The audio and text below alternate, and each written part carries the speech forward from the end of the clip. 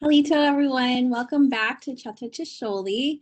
I'm Megan Baker, as many of you all know, and I'm a research associate in the Historic Preservation Department. Today, I'm so happy to have Miss Dora Wickson as our Chahta. Miss Dora is a translation specialist for Chahta Anumpa Aikana, the School of Choctaw Language. Some of you might know her as your community class language teacher, or maybe you've learned a lesson from her at Heritage Day. But if you're around headquarters, you will most likely see Dora somewhere around. And so she's a first language speaker. And so I'm so excited to have her here today so we can hear some of the stories about her growing up here in Choctaw Nation. So I'm going to start off with the question. So Dora, who's your family and where are you all from? Halito, I'm Dora Wickson. Maiden name, I went by Timms, which was my dad's last name, up until I was a senior in high school. And then when we got ready to get CDIBs and everything, then my birth certificate had Parish on it. And so then I switched over to Parish. And so I have some friends who still call me Dora Timms when they're trying to locate me. And so anyway, I was born in Tallahena. I was raised north of Fort Townsend, out in the country. Uh, my grandmother is the one who took over because as a baby, I was left at her home. And so she just took over and raised me. And then later, I had a half sister that was also abandoned by our mother. So anyway, Grandma took both of us in. And of course, Grandma and Grandpa both spoke Choctaw. And so anyway, that was how we became speakers. Choctaw was our first language. So when I started first grade, I knew a little English, but not much. Not enough to carry on a conversation. And you talk about scared, I was scared because I didn't have anybody to talk to, you know. There was not another speaker in my class. And so anyway, I was blessed though to have a wonderful teacher who had a lot of patience, and she never criticized me, never rushed me to try to speak, you know. She was very patient, and I really appreciated that. And so anyway, I went to school at Rattan. I'm sure a lot of you know where Rattan is. I went there all 12 years. My elementary teachers, all of them were very patient. When I reached the second grade, I was kind of excited because I had someone to talk to in Choctaw. And so that put me at ease a little bit, you know. And so anyway, I was more comfortable, but I would really get out, you know, and play with other children. And it's not that I didn't want to, I just felt like I couldn't talk to them properly, I guess. And so we would kind of just set off somewhere and listen, you know, listen to what they say and watch them, you know. And so anyway, my Choctaw speaker turned out to be Linda Ishkalmer. And we stayed together until we graduated together. And so I've always said that that was a blessing, because today both of us can still speak Choctaw. We have others. There were others who were older, uh, close to our age, who used to speak Choctaw when we were children, but today they're not able to speak. You know, they just let it go. And growing up, I never thought that the Choctaw language would come to this. You know, I guess I just thought it would always be around, you know, because growing up, going to church and everything, you heard Choctaw spoken. And we didn't go to town very much because, for one thing, we didn't have a vehicle. And so we would go to town. Most of the time, it was just once a month. Uh, and when we got to town, we would meet up with other Choctaws because they were in town for the same reason, to pay bills and maybe to get something that was needed, you know, for their home or whatever, or it might have been a personal item. And so we got to see other Choctaws, and they would stand around and talk and laugh, you know, for a while. Um, and that's something that I've always seen. I kind of miss that sometimes when I think about it, you know. And but like today, there's not a whole lot of speakers. A lot of our speakers we've lost, and so I've kind of felt like I'm alone sometimes. Um, I haven't lately. I haven't had anyone to speak to in Choctaw, so I just speak to my coworkers here, you know, and they try their best to figure out what I'm saying. And a lot of times they try their best to answer me in Choctaw, you know, and I appreciate that. But yeah, it just sometimes feels like you're in a whole different world, you know. My husband was also a fluent Choctaw speaker, and he's been gone a little over 3 years now. And so even when I go home, I have no one to speak to, you know. So I kind of know now how other elderly people felt, you know, when they had no one to talk with.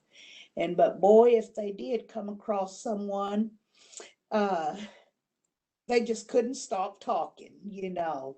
And so anyway, so I'd probably be that way too. Is there something I didn't answer?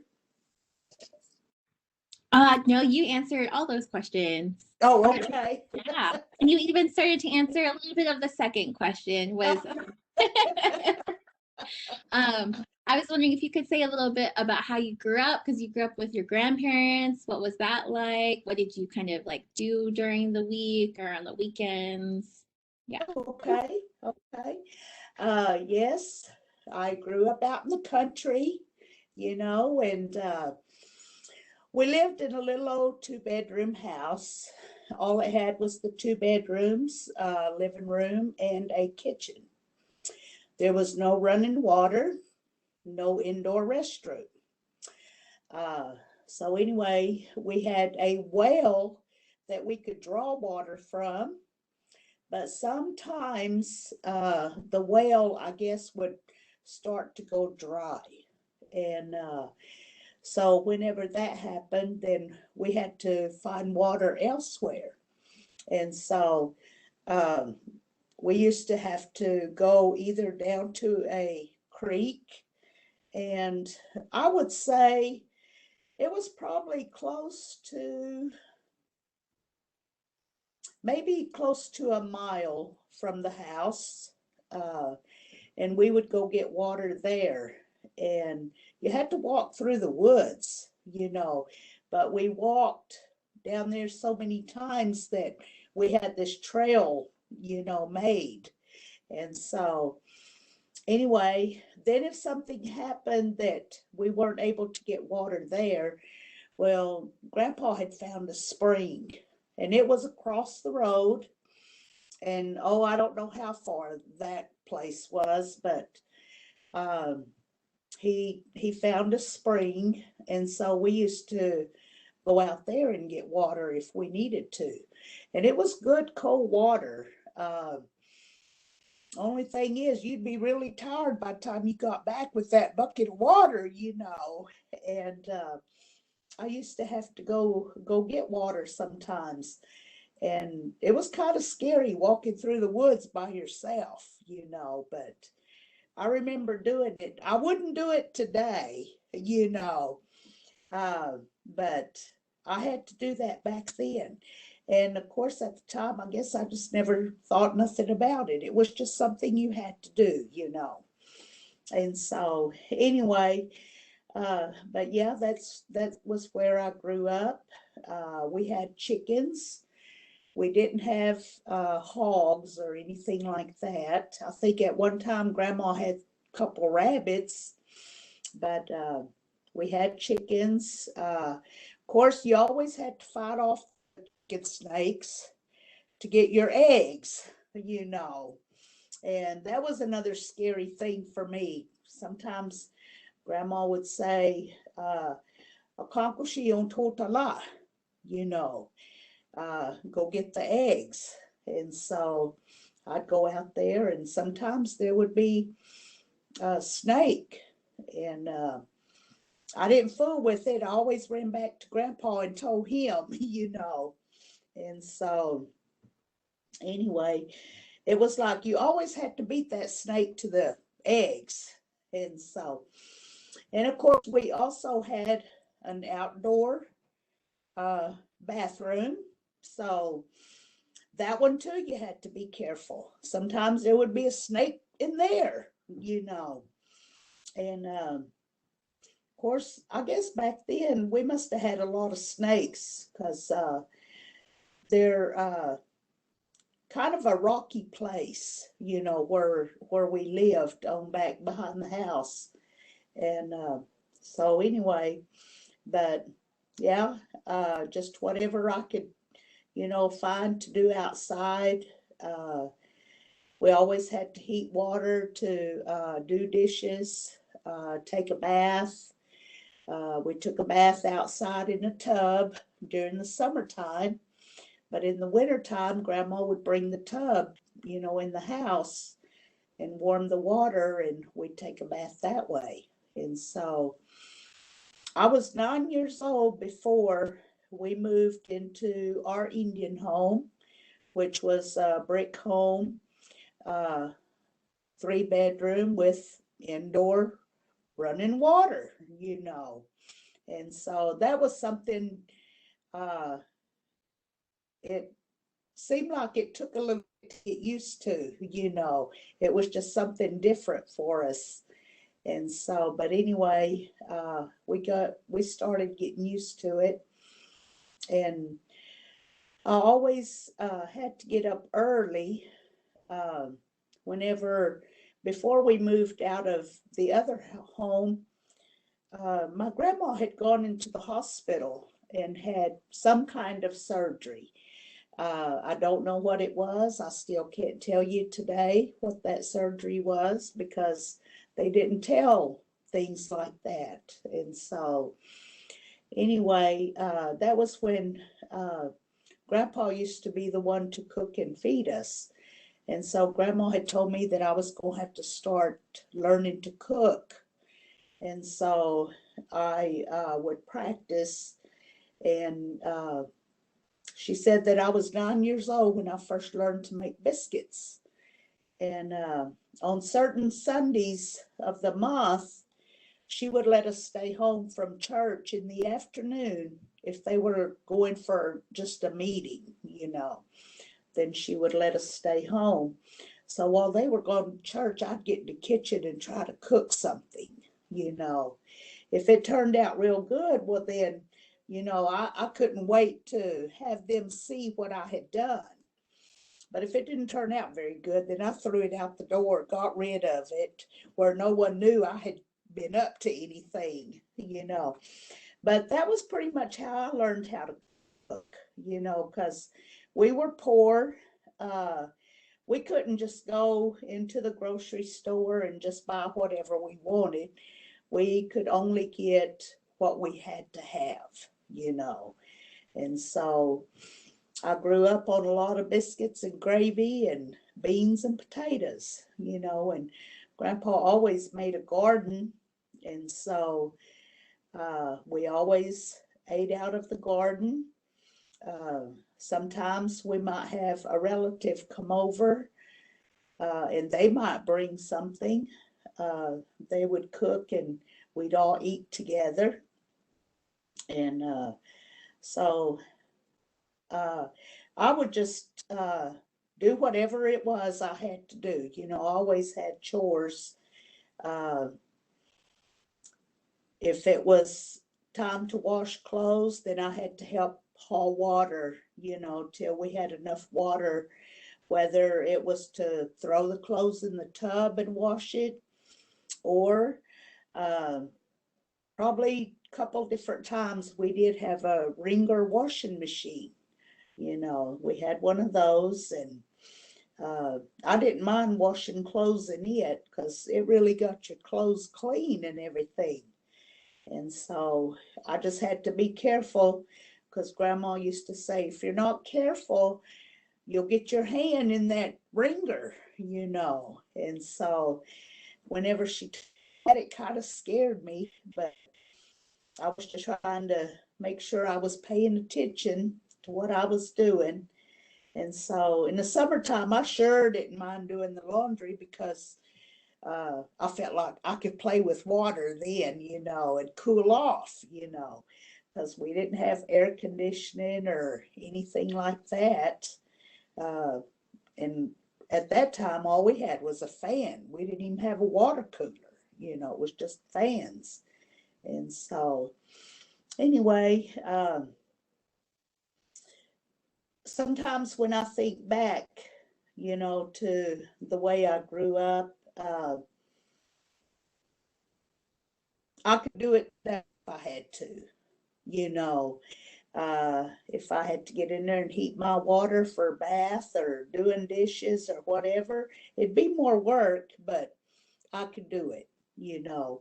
Um, when I tell my grandkids about some of the things that I used to do, you know, it's just like, are you serious? And so I always get tickled, because their life is completely different than from what mine was. And so, especially my youngest grandchild, she's 4. She's the one that, if I'm there, she every night she'll ask me to tell a story. And so I could just make something up, and tell her, but I thought, I need to tell her true stories. I need to tell her something about my life, and I have some funny stories, some things that happened to me, as a child. Like this rooster didn't like me, so every time I stepped outside, he'd chase me, or um, just different things. So I always tell her a story like that, and she'd laugh at me, and then I guess at first she thought I was just making it up, and I told her, I said, no, it really happened. And so anyway, she likes hearing my stories though, because she'll ask me, the next time, will you tell me a story?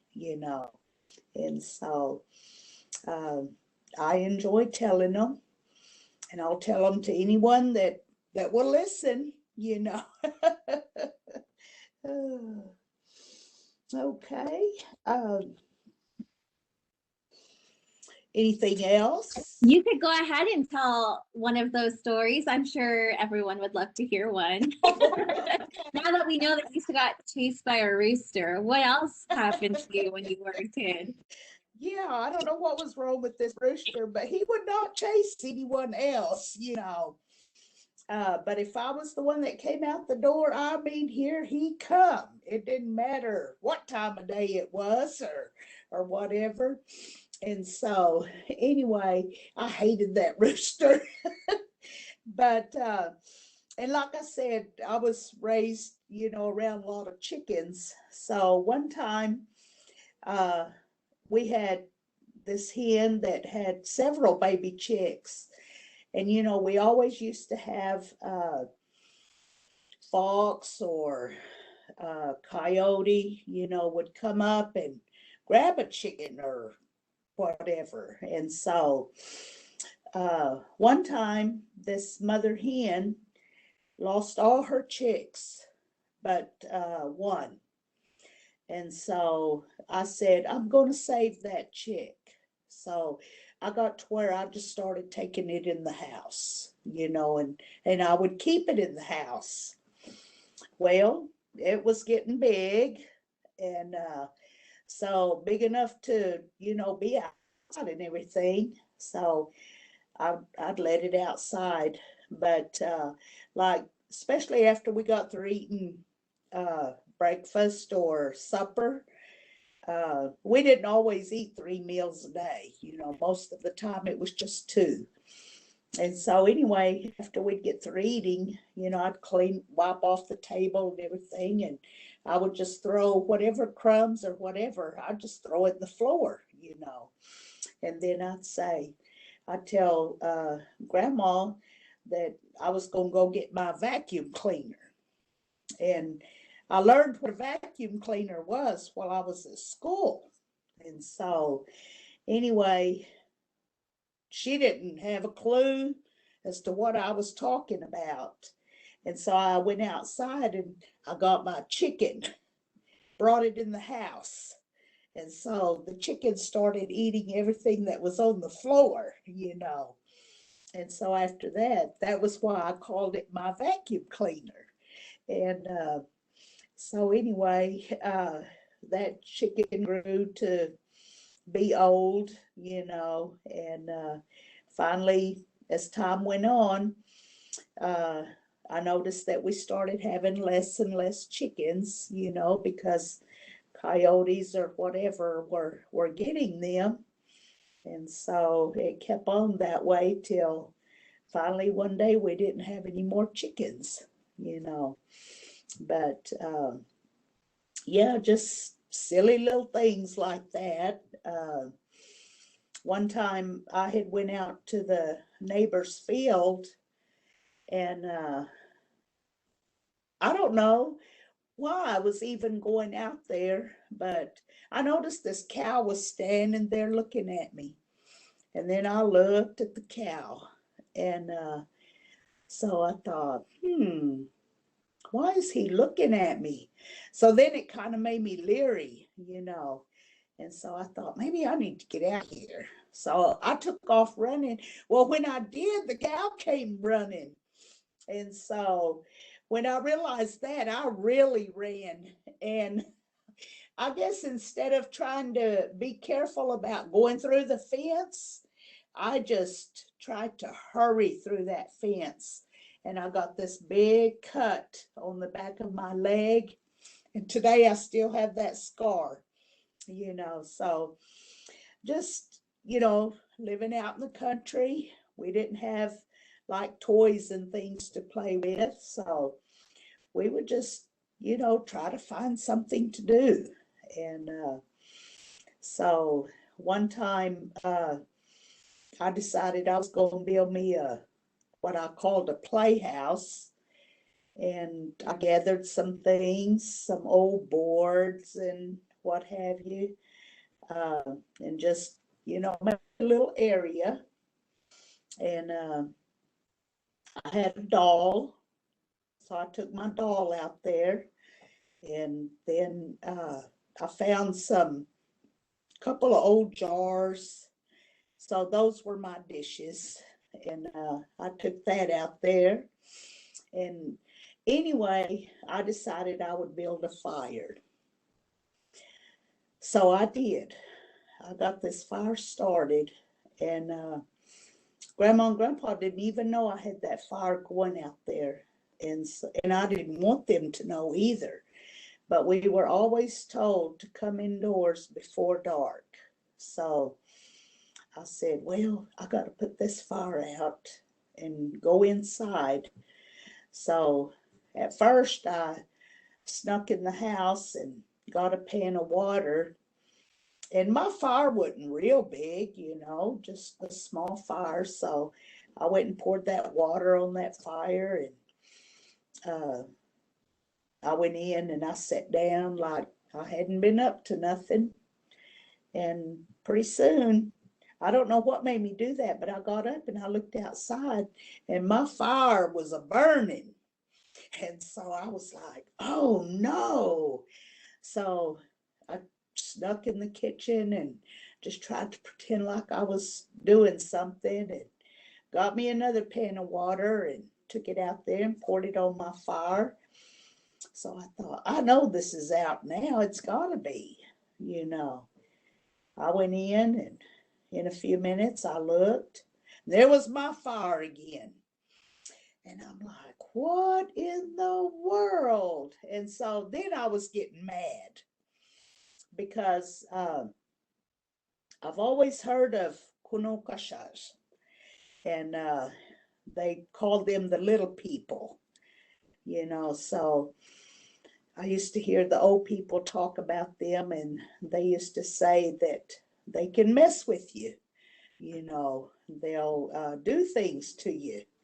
And so that's kind of what I thought it was. I thought it has to be that kunokasha that keeps starting my fire. And so finally, about the third time, I guess, that I went out there and I talked to them then. And I said, y'all don't do this. Of course, I said it in Choctaw, I said, if y'all don't stop, I'm going to get a whipping. And so finally, I thought, well, I guess they believed me, because no, that was true, though. I would have gotten a whipping if Grandma had found out. And so anyway, they finally, I guess, decided to stop. But I'll tell you one thing, I never did start a fire again, after that happened. I was too afraid to. Okay, anything else? Those are great. Those are so fun.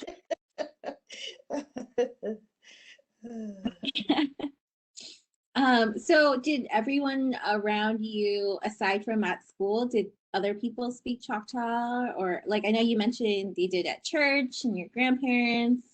What about at the store? Anything like that? Okay, I don't remember ever knowing of a Choctaw speaker at the store.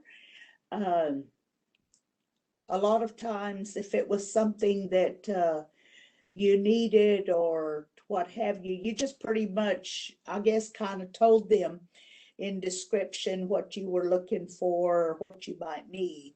Or you'd find someone else who knew more English, and ask them to ask for you or get it for you. And so, but just mostly church.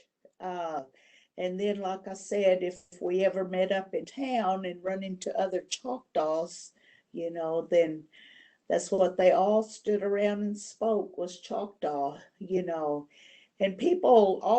always hear people saying, um, I'm always thinking that they're talking about me because they're over there laughing, you know. You hear that all the time. And so I said, and I guess I never thought about that. And but I said, but Choctaws, that's what we do. That's what we do when we get together. Um, it's like sometimes you're telling something about yourself. And if the other person seems to get tickled by it or whatever, then you just wind up saying some more, and it it may not even be true, but because that other person laughed, you just add more to it to hear them laugh again or laugh some more. And as Choctaws, that's the way we are. you know uh, I know, out here at the headquarters, I have people who tell me, I knew it was you when I heard that laugh. you know um, so that's something that a lot of people know me by, is my laugh. And to me, laughter is good medicine. you know uh, I've always, in school, we always laughed, my friend and I, and we wouldn't say anything about anybody. We might see because the school was right by the highway, so certain cars that went by, we might say something about it and kind of laugh. Uh, there might be a certain type of car that we called it a Batmobile, and we'd say, well, there goes the Batmobile. And just like, I remember our neighbor, he always picked us up, took us to church, and he had this white car. I can't remember what model or anything like that, but I used to call it the white horse, you know. And so, we would just give certain things just names like that, and then we'd laugh about it or whatever. But, that's just how Choctaws are. We like to laugh when we get together. Um, and I'm sure it's good to do that because we're not promised tomorrow, you know.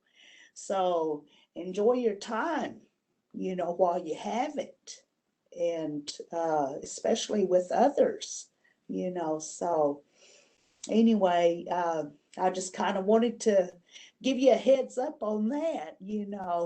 So if you hear me laughing or whatever, that doesn't mean I'm talking about you or laughing at you. And so, but that's just the way Choctaws are. So nice. It's always a laugh at your house. Yes, yes. Um, and I'm gonna skip some questions and ask about how did you start working at the clinic in Hugo and what about? Okay. At that time, I was working at a convenience store in Fort Townsend, and a lady stopped by and she had told me, she said, Perry Thompson told me to tell you to call him. So I said, oh, okay. And so I didn't know what he wanted or anything. Anyway, whenever I got time, well, I gave him a call. And he told me, he said, there's an opening at the clinic and I want you to apply for it. He didn't say, uh, would you like to come to work at the clinic or anything like that? He said, I want you to apply for it. And so I said, okay. And Perry and I are related, and so anyway, I wasn't looking for a job or anything, but when he told me that, well, the next day was my day off. And so I told him, I'll go do that tomorrow. So he said, okay. So the next day I come to the clinic and filled out my application and everything. And Randy Hammonds was director at that time. And so I asked him, I said, well, how long might it be before I know anything? And he said, oh, it's probably going to be about 2 weeks. And so he said that Telehina would be the one making the decision. So I said, okay. And so I went on home, not thinking nothing, just normal, uh, whatever I would do on my day off. So it's kind of what I was getting ready to do. And he called and he said, when can you start work? And it kind of threw me, and I was like, what? And he said, when can you come to work?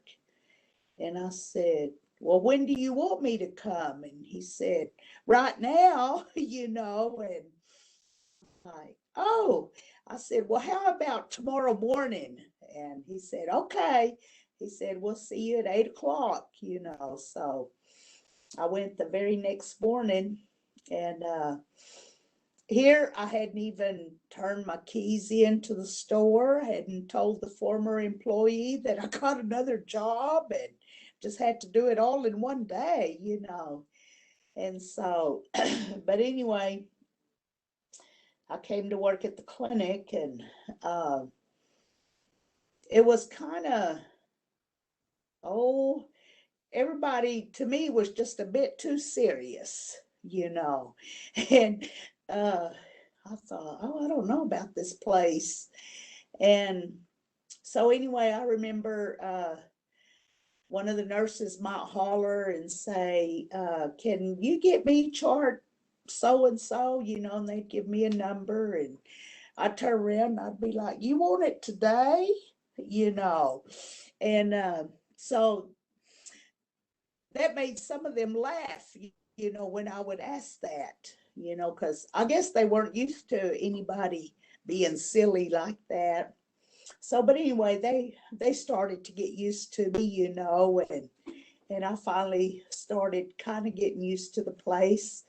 So, but anyway, as time went on, we would have Choctaws come into the clinic.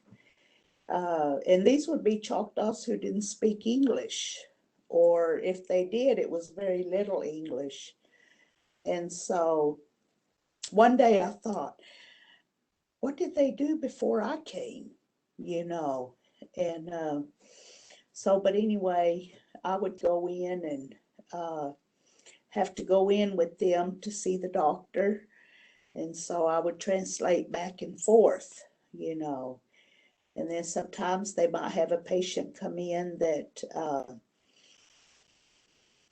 don't quite understand what the doctor is trying to tell them. And so they would come and get me and ask me to tell it to them in English, in Choctaw. And so I would do that. And then one day I can remember a lady come running in the clinic, and she said, is there anyone here that can speak Choctaw? And I just looked at her and I said, why? And she said, I have a lady out in my car. She said, I picked her up and I don't think she speaks any English. And so I said, oh, okay. I said, I can help you. And so I went out to the car and saw this little old lady in there. And anyway, I started talking Choctaw to her. And boy, when I did, she went on to talking. You could tell she was just so excited to have someone to talk to, someone who could understand what she was saying. And oh my God, she just went on and on. And so finally, I talked to her, as much as I could. I didn't want to just go off and leave her. And so anyway, I did manage to get a hold of her son to let him know that she was out and about and walking down some road when this lady had picked her up. And so, and of course, I didn't know where she lived. We didn't know where she lived. So even if someone was going to take her home, we didn't know where to go. And so I asked the lady, I said, can you point for this lady to take you back to your house, you know. And she said, oh, yeah, I can do that. And so I said, okay. So I told the lady, I said, well, she's going to show you where she lives, you know. So they left. But anyway, they said that her son did come down and, you know, check on her and everything. And he lived in a different town. And so anyway, but later, sometimes I might get a call from the welfare department. They had someone that didn't speak English, that they needed someone to translate for them, you know, or come in and ask them some questions. And so I would do that.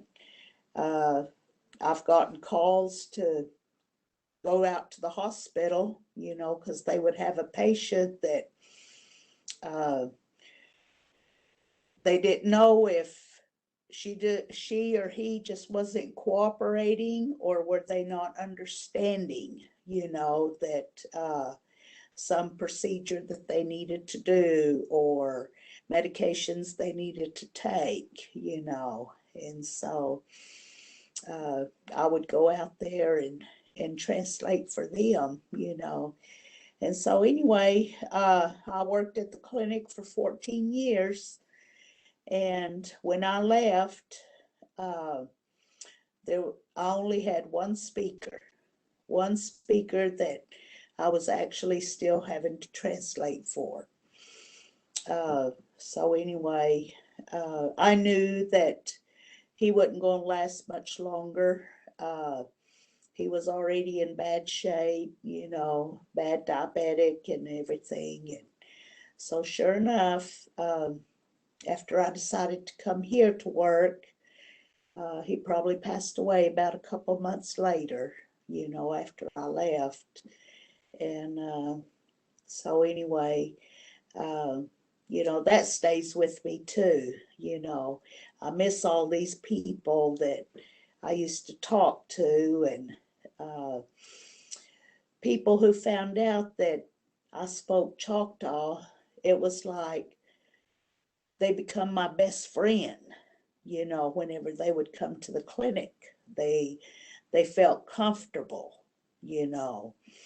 Um, and so I was happy that I could do that for them, you know. Okay. That's so nice. I'm sure like you meant so much to all of those people, and you still mean that much to people here too, you know. You still learn from you and all of that. Where would we Well, be? thank Who would translate all the signs in this building? Yeah. Yeah. Yes. And Mhm. it's a lot of work, I know, to come up with a lot of new words even, right? I know that's kind of Right. thing that you and the people, everyone at the language school, you have to come up with all these new words because um and put different pieces of words to get the kind of concept together. Mhm. Mhm. Describe something like Facebook. Yes, Yeah. yes, that's very true. We have a lot of descriptive words, you know, that we use anyway to begin with. But then when you think about today compared to uh, 200 or 300 years ago, you know, we have so much more, you know. And sometimes I used to think about that because I can remember my grandmother telling me, when you get older, the world will be different, you know. And she would say, things are going to change. Uh, you're going to see these things. She said, I won't be around to see it. She said, but you probably will, you know. And so, anyway, I guess at the time that she was telling me these things, I just kind of like, how does she know that? You know? And, but then I would just go on, you know. And so, that's something else. Sometimes, when I get to thinking about her, I ask myself, how did she know that? How did she know that the world would be so different? And so, but yeah, they used to tell me things like that, um, you know. And my grandmother, now she was very strict, you know. There was a lot of things that I was not allowed to do. And so I I would go to school just so I could get a break. That was my break. If I ever stayed home, and uh, I probably could have quit school or whatever, and it wouldn't have mattered, you know. But thinking about my grandparents when I was growing up, and something else that helped me out was we always went to church, and so uh, my parents were both alcoholics. Um, I never spent time with them. And that's the only time that I would actually see my mom and stepdad. But every time they came to the house, which wasn't too often, but when they did, they were always drinking. And I used to not like that smell, the smell of alcohol. I just didn't like it.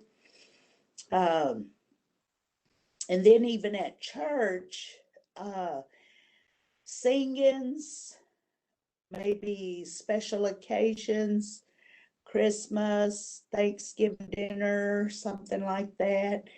I know Halloween, they used to have Winnie roast and play games and things like that. Well, this was at church, but you would always have people who were drinking show up too.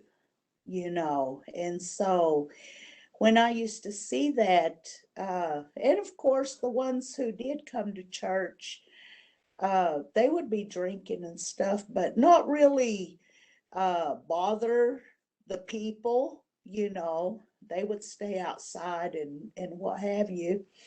But still, I just felt like that's just not good.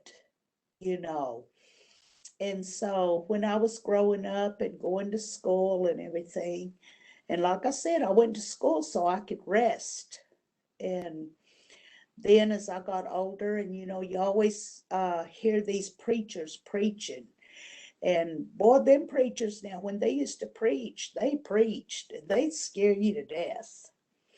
And so, because I remember growing up that I wanted to be good because I want to go to heaven. No. And so these preachers had me so scared that I didn't think I'd ever graduate from high school because I really believed that Jesus would be back before I got to graduate. And so on the night of my graduation, that was my first thought was, hey, Jesus let me graduate. And so but yeah, when them preachers preached and when you understood the Choctaw language, that really put a fear in you. And so anyway, being brought up in church and everything, that was when I made up my mind that I wouldn't be like my parents. I didn't want to be alcoholic. And so that right there, made me really think about my future. Even though there were times that I thought, I probably don't even have to worry because Jesus will be back before then. But today, uh, it's like, thank you, Lord, but I really didn't believe that I would still be here, you know. And of course, even that, things are so different now. Church isn't even like it used to be. It's all changed up. And but yeah, that was something that I just was the one that made up my mind, because like I said, um, they wouldn't have cared if I had quit school, you know. They probably wouldn't have cared what I did, you know, but I did. I cared about myself. And so, anyway, that's why I'm sitting here today.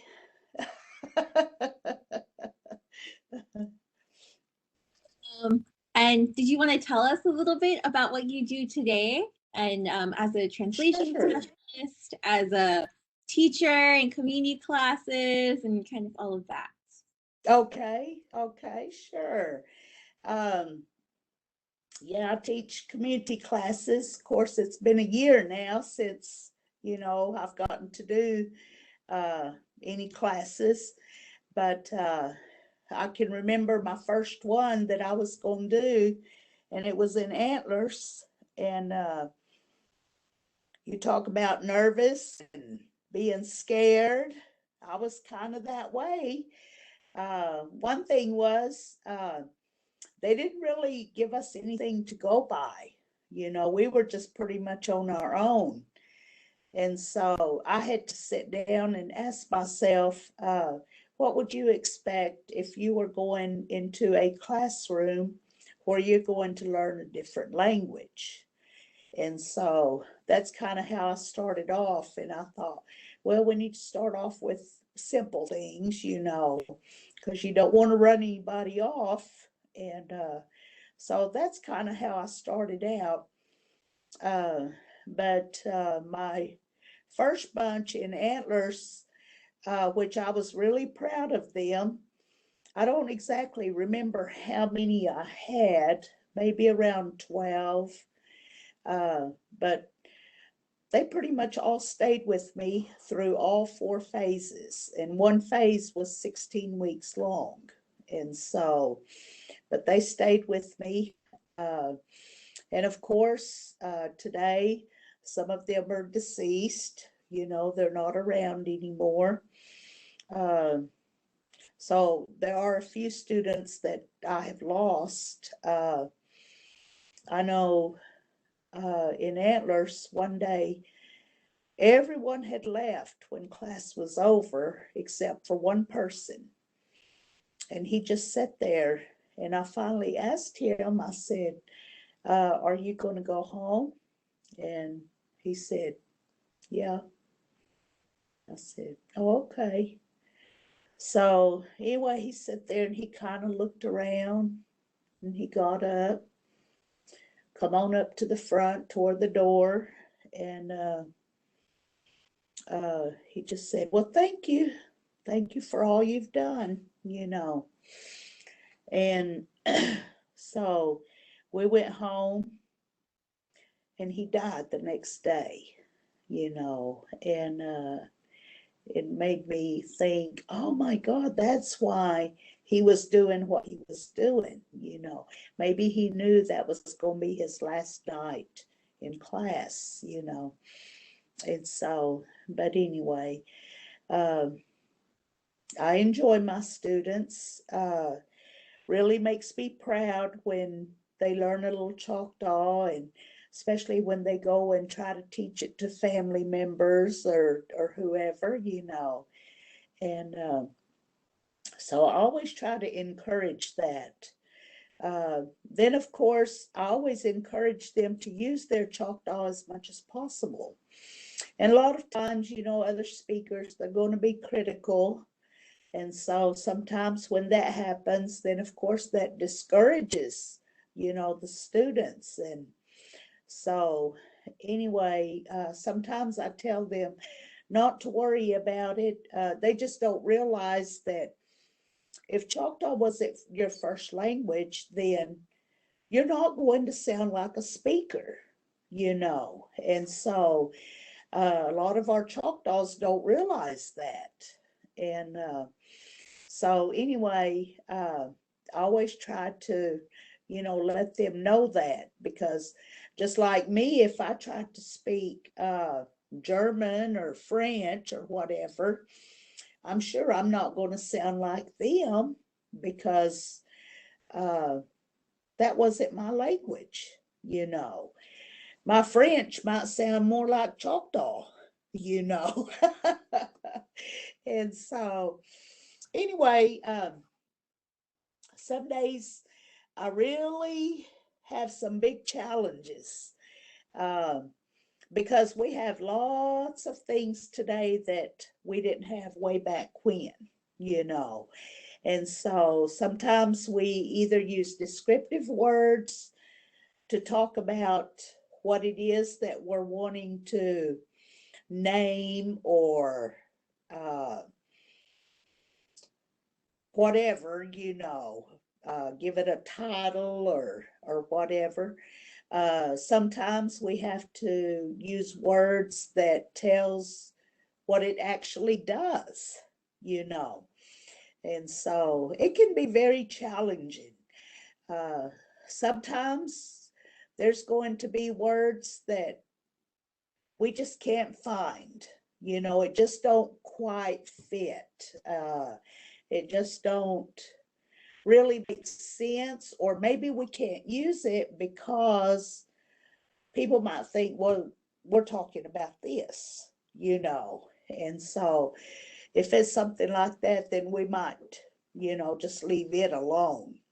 And so, but yeah, sometimes a lot of phrases that you have in English, uh, we might can translate it to Choctaw, but it won't have the same meaning as in English, you know. So, different things like that we have to keep in mind. And I'm still one who doesn't understand a lot of English. So uh, I also have the dictionary that gives me the English words, so that I can look it up to find the meaning.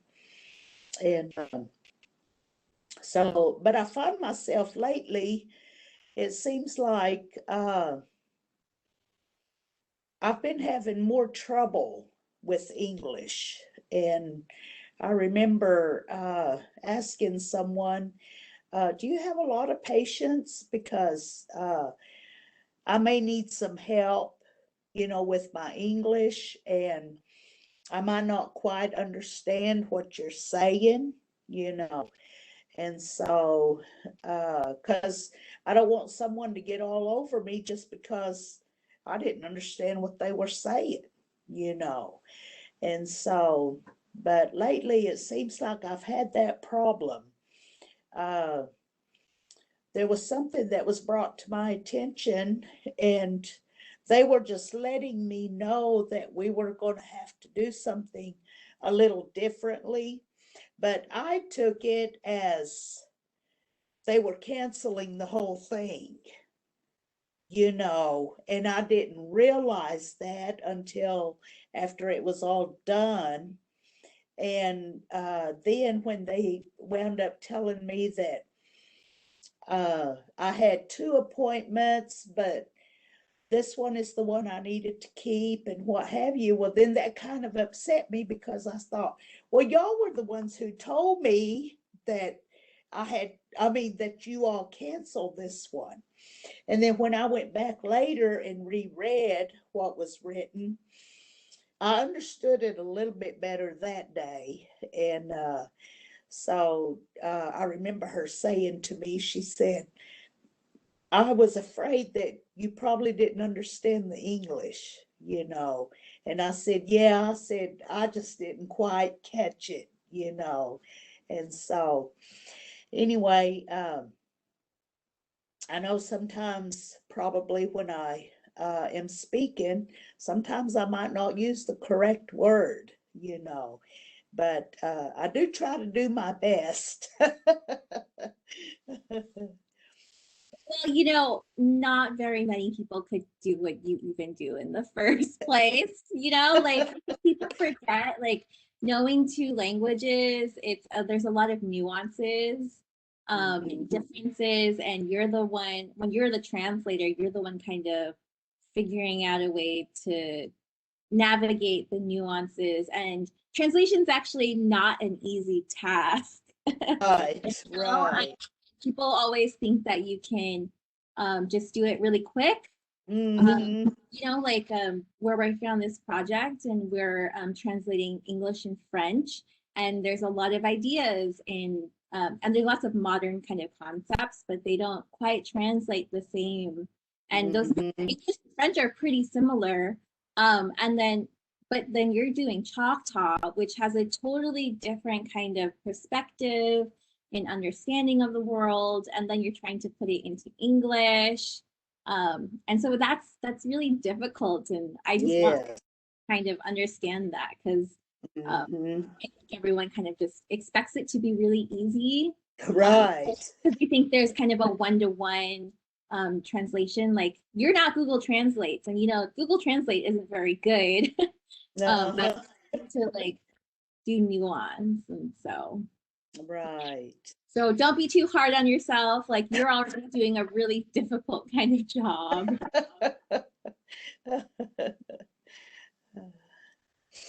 Right. Yeah, and so I think we're running out of time for today. Is there anything else you wanted to kind of add um, about maybe what are some challenges for Choctaws or advice that you might have for second language speakers? Okay. Um, First of all, I would like to say thank you for having me, with you all today. And those of you who are learning Choctaw, I want to encourage you to continue learning the language. I always like it's something I have that I share with others. You know, I have heard people say, well, when I die, I'm taking my language. Well, I want to leave mine, leave it with as many as I can. It was a language that I felt like God had given me, and uh, I should share it and use it the best I can, And so, those of you who are trying to just continue to do so, continue to do your best. Most people know where to find me. Uh, and so a lot of people contact me on Messenger asking for translations. And this is just something that goes on even after work and on weekends. I get questions. I'm asked to translate a phrase, it might be a word, and sometimes it's easy, sometimes it's something that I have to look into. I have to kind of do a research because depending on what you're going to use that word for or what context, and so sometimes I have to know that before I can help you. And so that's something that people probably don't understand, you know. I had a lady ask me a question the other day, and I had given her like four different answers, and she said, "Oh my." And so I said, "So you see, that's why I need to know how it's going to be used." And so, um, it can be very challenging sometimes. And then, of course, any work that I do, I have to take it to other speakers to see if they agree with what I have translated. Uh, and if they do, they'll let me know. If they don't, they tell me, well, I would say it this way, or they might think of something simpler, than what I thought of, or the word that would be better. And so that's what makes it difficult sometimes, because you're not sure. should we say it this way or should I say it this way? Especially if it's something that's not common, you know. Um, and like if you ever read Chahta Bible, that one is really different than from even how we speak, you know. And so that right there, when I get to reading the Bible, of course, that's one of the things that takes me back to my childhood, you know. Uh, I was 13 years old when I taught my first Sunday school class, and it was a children's class. By the time I was 16, I was doing adult classes. And so, uh, you know, studying the Bible and different things like that. And then, of course, it's tough today because you don't hear the preaching and devotional services and things in Choctaw now. And so it's like I'm having to try to figure it all out, you know. So anyway, my work is not always easy, but I feel like the good Lord put me here to do that, you know. So I'm grateful and thankful each and every day that I can come to work and help someone, you know. So, but yeah, thanks again for having me. And like I said, everybody knows where to find me. So if you have further questions or whatever, just feel free to contact me. And Yakoki Dora so much for Oh, being me. here. I was so excited when you said, okay, I'll do it. Well, you're welcome, and thank heard you. stories and I wanted other people to kind of hear them because they're so great. Right. Okay. And so that's going to be it for today. So our next Chahta Sholi is going to be on April 15th at 1 o'clock, just as usual. We're going to have Dr. Ian Thompson, who is the Tribal Historic Preservation Officer for Choctaw Nation.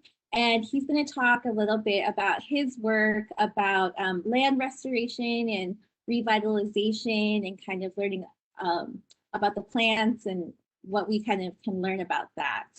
And so, you know, Ian has a farm, Nanawaya Farm, and so they're restoring land. And so we're going to kind of learn about him and the process that him and his wife have been doing over there. So that will be in 2 weeks. Thanks, everyone. Peace a lot to Key.